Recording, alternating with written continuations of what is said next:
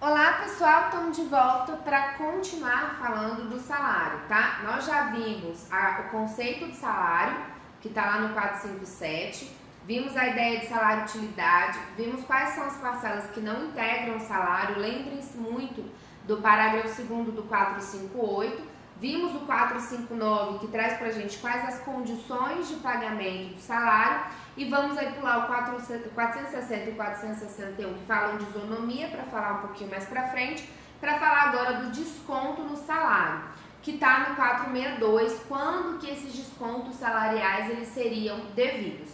Nós temos dois princípios do trabalho, tá? Inclusive eu me comprometi com vocês aqui durante as aulas tocar nos princípios, né, pra gente não ficar uma aula toda falando de princípio, como aqui o foco é mostrar o que cai para vocês, então a gente veria aí, vai ver, na verdade, os princípios aplicados ao conteúdo.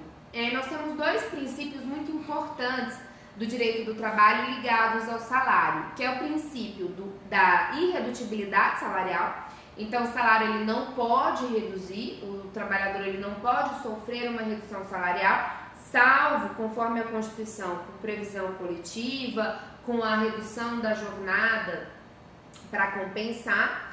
E eu teria aqui também a ideia de intangibilidade salarial, a ideia de que o salário é intangível. Então, o empregador ele não pode reter esse salário a não ser por previsão legal. A ideia é que é exatamente garantir que o empregado tenha uma tranquilidade em relação àquela parcela que é uma parcela salarial, uma parcela de natureza alimentar. Então, nós só poderemos ter descontos ao salário se houver previsão legal, ok? Se houver uma autorização legal. Vamos voltar aqui para ler o 462, que vai dizer pra gente quando que eu poderei ter esse desconto salarial. Ao empregador é vedado efetuar qualquer desconto nos salários do empregado, salvo quando este resultar de adiantamentos de dispositivos de lei ou contrato coletivo. O que é o adiantamento? É o famoso vale. Você assina lá um documento com o seu empregador e pega um adiantamento salarial. Isso pode, mas aí você vai assinar e autorizar esse desconto.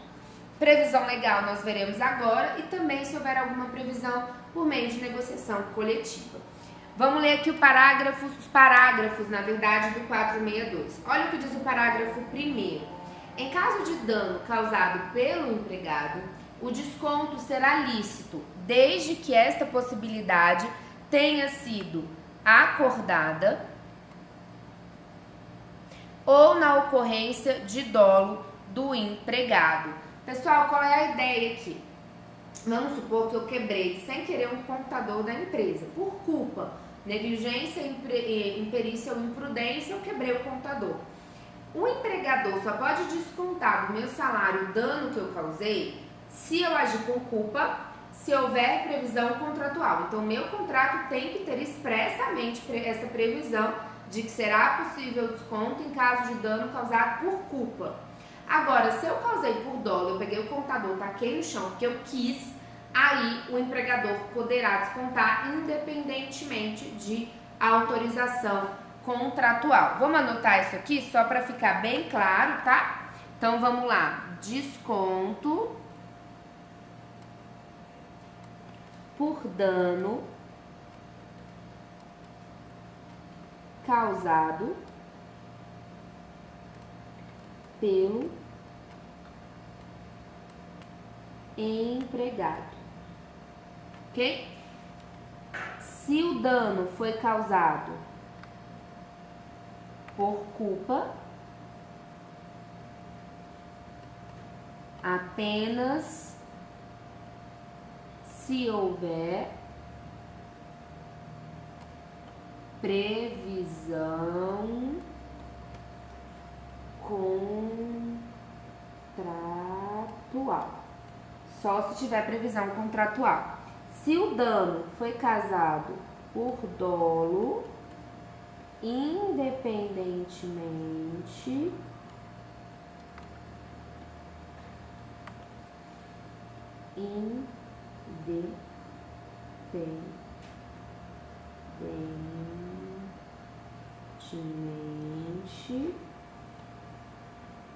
de previsão contratual. Ok? Anota porque isso pode cair na sua prova. Você tem que lembrar essa diferença, tá? Voltando aqui, parágrafo 2º. É vedado à empresa que mantiver armazém para venda de mercadorias aos empregados ou serviços estimados a proporcionar-lhes prestações in natura, exercer qualquer coação ou induzimento no sentido de que os empregados se utilizem do armazém ou dos serviços, obviamente.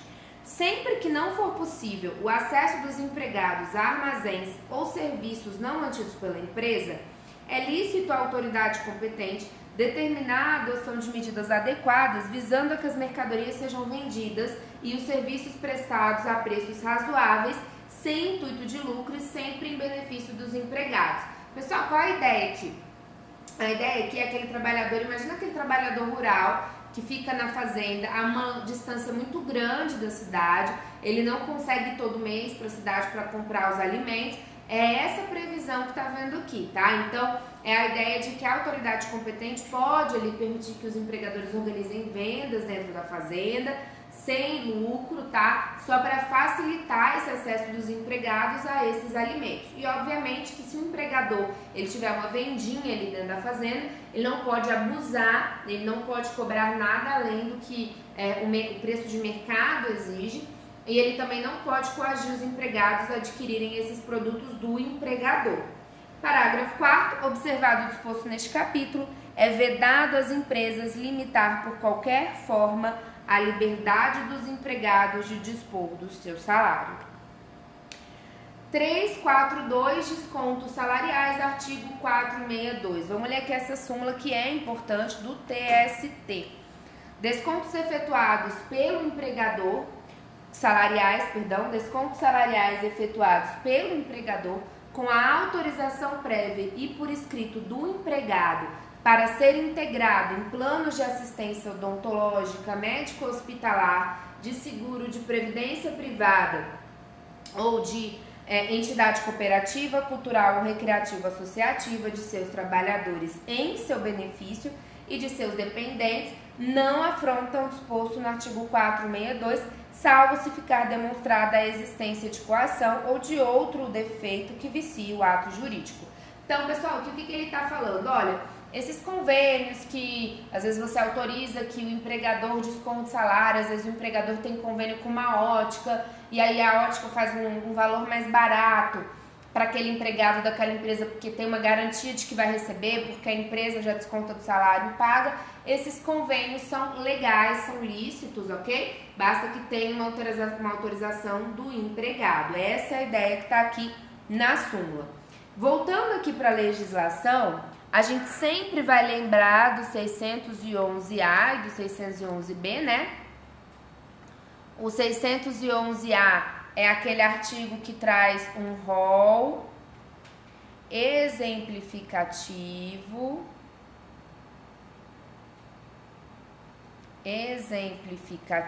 ok? De institutos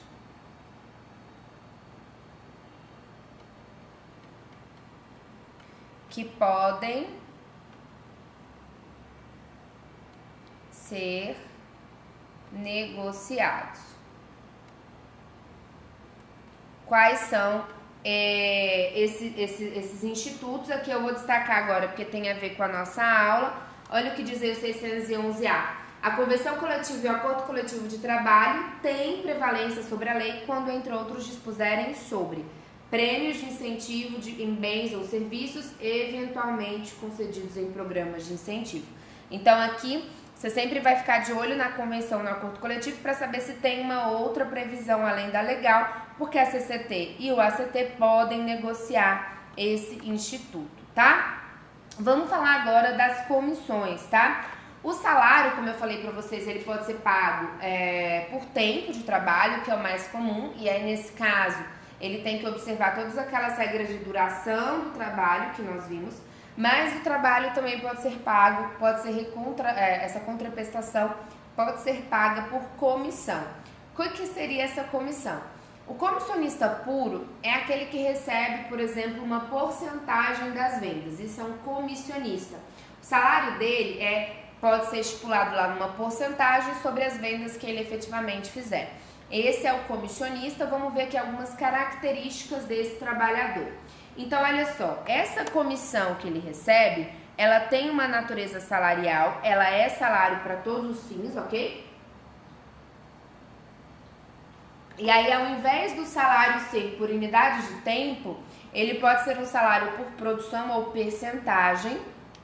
Eu tenho aqui o mecanismo exclusivo, a comissão como mecanismo exclusivo, que pode ser chamado aqui de comissionamento puro. Comissionamento também, tá? Pode ser tanto como um mecanismo exclusivo, e aí ele pode aparecer na sua prova como comissionista puro.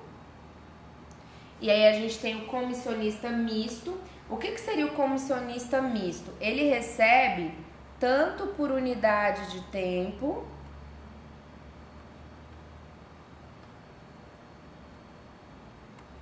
como por unidade de produção.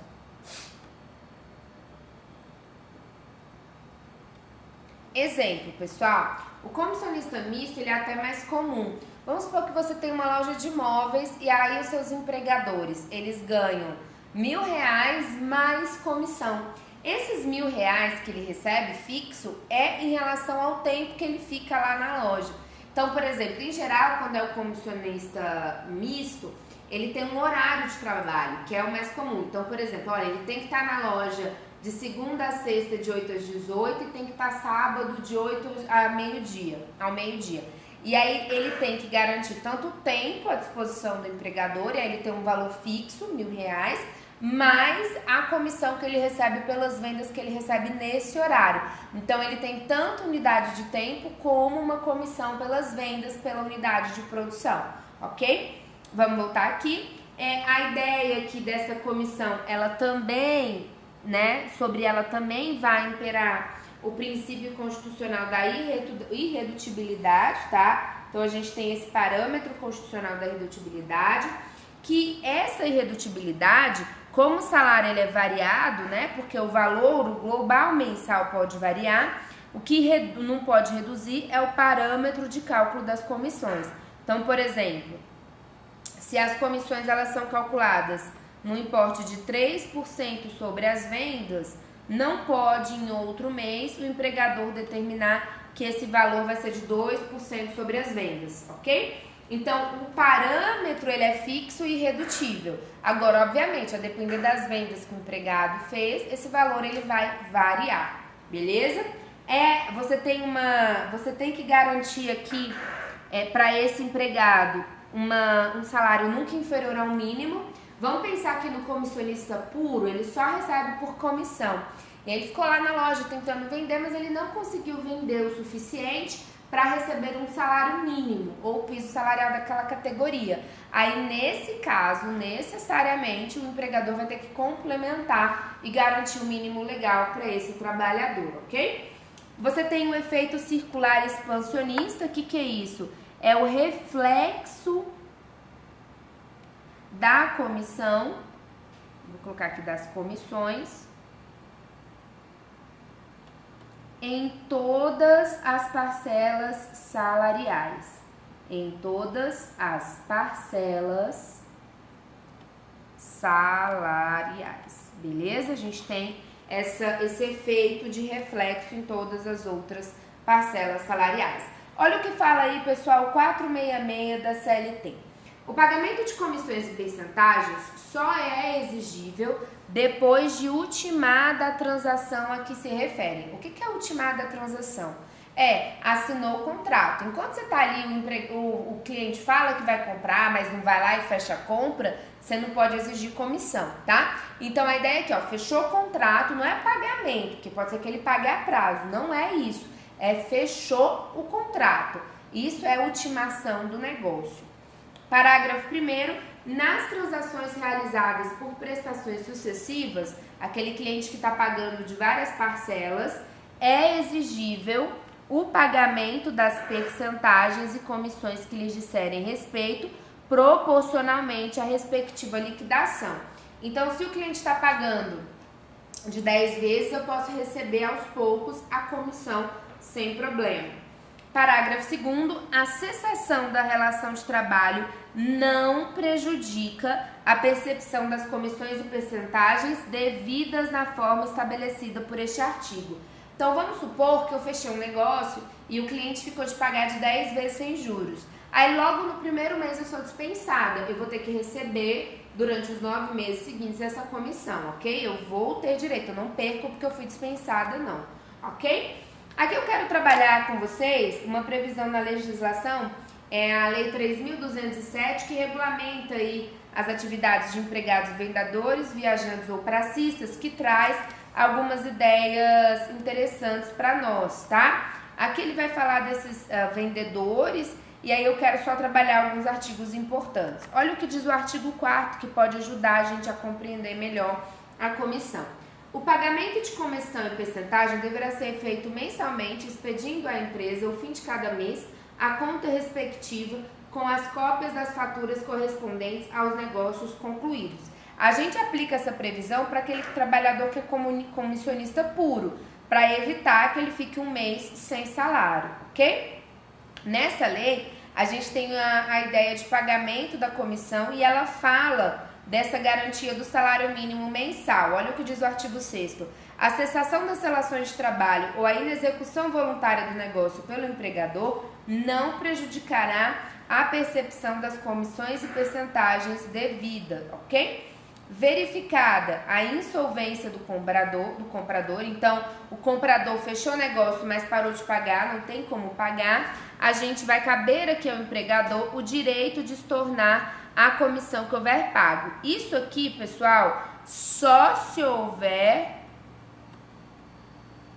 previsão contratual e não é aplicável para todos os comissionistas, só para os vendedores e pracistas, ok?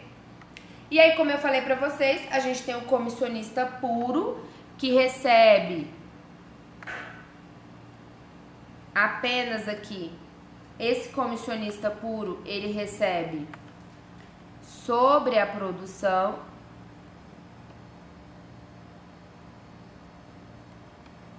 e o comissionista misto recebe sobre a produção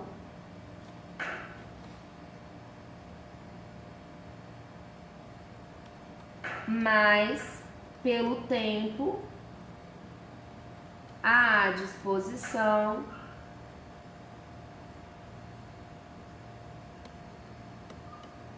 do empregador.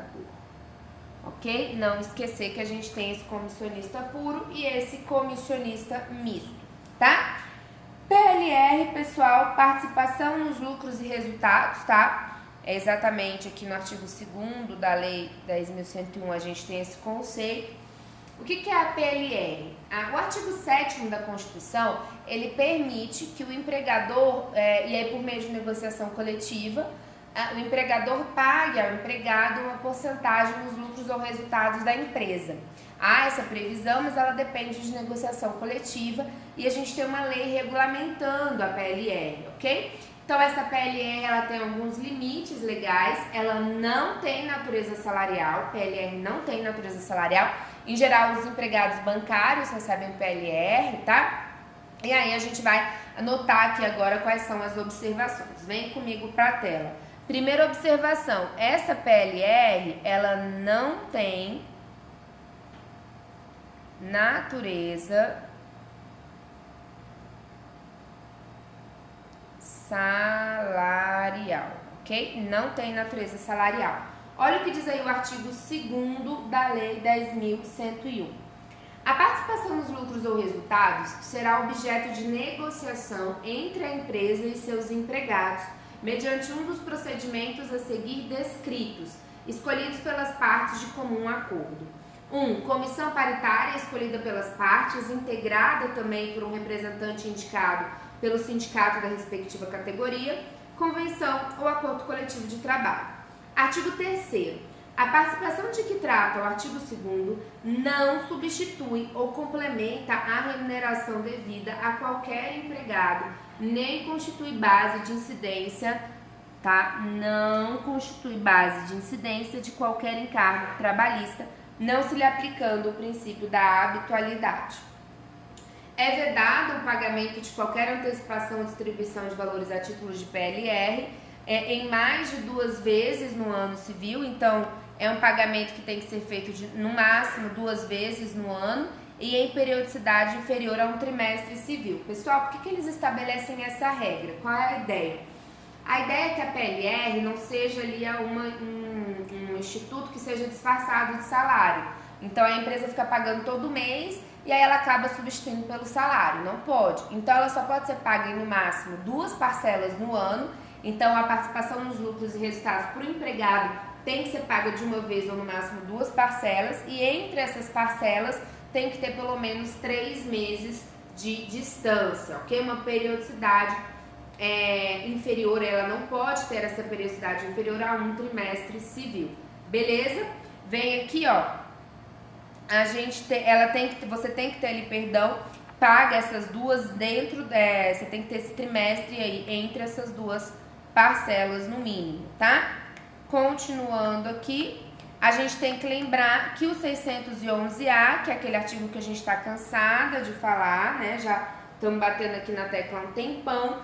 Essa PLR, ela pode ser negociada. Então, essas regras, esses limites legais da PLR podem ser flexibilizados. Olha o que diz o 611A. A convenção coletiva e o acordo coletivo de trabalho têm prevalência sobre a lei quando, entre outros, dispuserem sobre PLR, ok? Então, aí a gente vai poder ter essa previsão, ok? Deixa eu só voltar aqui para nosso artigo. Olha aí o que diz a súmula 451, uma súmula do TST. PLR, rescisão contratual anterior à data da distribuição dos lucros, pagamento proporcional aos meses trabalhados, princípio da isonomia. Fere o princípio da isonomia, instituir vantagem mediante acordo coletivo ou norma regulamentar que condiciona a percepção da parcela, participação nos lucros e resultados ao fato de estar o contrato de trabalho em vigor na data prevista para a distribuição dos lucros. Assim, inclusive na rescisão contratual antecipada, é devido o pagamento da parcela de forma proporcional aos meses trabalhados, pois o ex-empregado, concorreu para os resultados positivos da empresa. Qual é a ideia aqui, pessoal? Vamos supor que a PLR é sempre paga no mês de outubro, eu fui dispensada em agosto. Isso quer dizer que eu perdi o direito à PLR? De jeito nenhum. O que o TST está falando? Você vai ter direito quando ela for paga, então lá em outubro, quando ela for paga, você tem que receber ela de forma proporcional ao que você trabalhou naquele ano. Essa é a ideia da súmula 451. OJ73, uma JDSDI1, Volkswagen do Brasil Limitada. Perdão, pessoal, é uma J transitória, tá? É o JDSDI1 transitória. Participação nos lucros e resultados, pagamento mensal em decorrência de norma coletiva. Olha só, aqui é antes da reforma. Então, a norma coletiva deixava pagar essa PLR mensal. Aí ela passa a ter natureza indenizatória. Ela até pode ser discutida. Olha só, a despeito da vedação de pagamento em periodicidade inferior a um semestre civil ou mais de 2 vezes no ano civil, disposta na Lei 10.101, antes era um semestre, tá? Aí foi atualizada para trimestre. O parcelamento em prestações mensais da participação nos lucros e resultados de janeiro de 99 a abril de 2000, fixado no acordo coletivo celebrado entre o Sindicato dos Metalúrgicos do ABC e a Volkswagen do Brasil, não retira a natureza indenizatória da referida verba, devendo prevalecer a diretriz constitucional que prestigia a autonomia privada coletiva. Então, mesmo antes da reforma, o próprio TST já entendia cabível algumas flexibilizações em relação à lei da PLR, mas a gente tem que conhecer quais são as limitações aí da lei 10.101, ok? Um RESP aqui, tá? Do STJ, só pra gente lembrar que numa ação de oferta de alimentos, a PLR integra base de cálculo para pensão alimentícia, ok? Até que mais uma curiosidade, é um acréscimo patrimonial decorrente do contrato de trabalho, é um incremento aí na possibilidade do alimentante receber uma pensão maior. Pessoal, a gente encerra por aqui esse bloco e aí a gente volta no próximo bloco para falar de isonomia salarial. Até já!